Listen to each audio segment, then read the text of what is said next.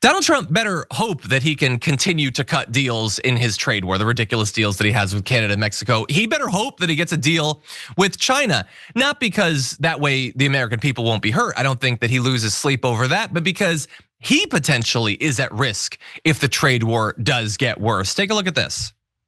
Trump's tariffs on Canada, China, Mexico. Look at this. Just 38% support. You don't have to be a mathematical genius to figure out that 51% oppose is larger than the 38% support. Look, Trump has done some fairly popular things in his first few weeks in office. This is not one of them. No, no, no. Horrible, horrible, horrible, to quote Charles Barkley. Tariffs ain't it, my dear friend. Tariffs ain't it. Trump should focus on tariffs. In November of 2024, when Ipsos asked it was 1%. Look at what happened in December of 2024. It doubled, but to only 2%.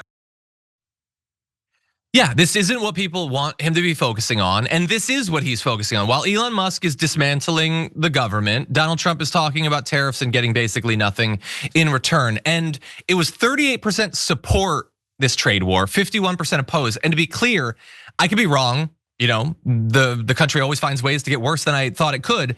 But this is a best case scenario for him, because when that 38% was polled, we weren't in a trade war. And they've been affected by all the propaganda. That's tons of Trump supporters that believe they won't have to pay for it because that's what Donald Trump told them. That's what Fox News told them. Once they start being charged more, once inflation goes up, once they have to start paying more for the groceries, for toys, for cars, for all that stuff, they're only gonna lose support for it. So 38% might be the high watermark for the main focus of Donald Trump in his second term. Does not look good for him in that. And maybe that will be enough to get him to back off, but people are starting to pay attention. Google searches on the topic of tariffs are at a 21-year high. They're up 2,400% from last year. To put it in perspective, more people are searching for information about tariffs than are searching for Taylor Swift.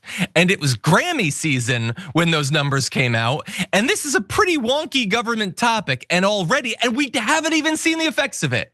And already people are freaked out, Adrienne. How do you see this playing out going forward? I see Donald Trump really not giving a damn. The fact is, it's a second administration. Hopefully there will not be a third. But his thought of taking care of himself and his people, that's all he cares about. And I wouldn't even say his people, but we are going to continue to suffer. And it's extremely incredible, or it's extremely upsetting, just because we got to see what he did those years ago. So why do people think it would be any different this time? But instead they were so caught up in the propaganda. And you ask yourself, who are they gonna blame when in 6 months they can't afford gas, they can't afford groceries, they don't have a job, we already know housing is out. They're gonna blame DEI.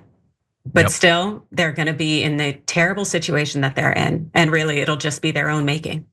Yeah, it's absolutely amazing. He's gonna kick out a significant number of the skilled tradesmen that build homes. He's going to increase the cost of lumber from Canada.